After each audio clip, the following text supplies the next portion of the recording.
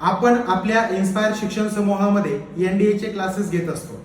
आता मुळात ग्रामीण भाग आणि शहरी भाग हे आता सारखेच झालेले आहे, तरी सुद्धा अजून ग्रामीण भागात आणि शहरी भागात एनडीए ही काय संकल्पना आहे तर हे माहिती नाही। जसं की सिल्लोड तालुका असेल किंवा सिल्लोड तालुक्यातील ग्रामीण भाग असेल, एनडीए म्हणजे ही संकल्पना सर्वांना नवीन वाटते आणि एनडीए ह्या संकल्पनेतून कोणत्या प्रकारचे करिअर होणार हे सुद्धा अजून लोकांना किंवा पालकांना माहिती नाही। बरं, लोकांना किंवा पालकांना माहिती नाही, पण याच बरोबर विद्यार्थ्यांना सुद्धा एनडीए अजून संकल्पना माहिती नाही।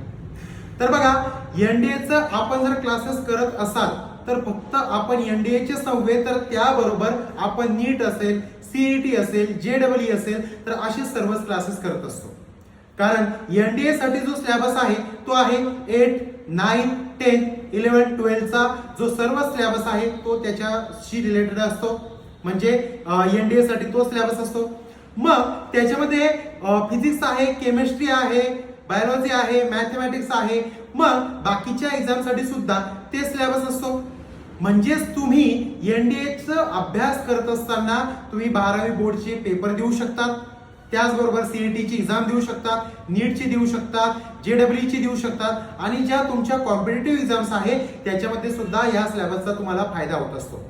म्हणजे जर तुम्ही करिअर क्षेत्रामध्ये एनडीएला निवडत असाल तर तुमचे एक फायदे नव्हे तर असे एकूण 13 ते 14 प्रकारचे तुमचे फायदे होत असतात। एनडीए म्हणजे काय संकल्पना आहे हे पहिले समजून घेणं फार गरजेचं आहे।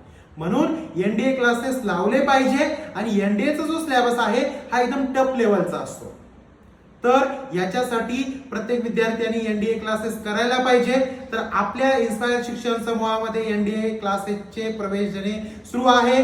तर ज्या विद्यार्थ्यांना एनडीए क्लासेस लावायचे असेल तर त्यांनी संपर्क साधायचा आहे आणि आपलं एनडीए सिलेबस बरोबर बाकीचे जे सिलेबस आहे ते सुद्धा पूर्ण करायचे आहे। तर मुळात एनडीए ही कन्सेप्ट समजून घ्या आणि मगच एनडीए साठी ऍडमिशन घ्या।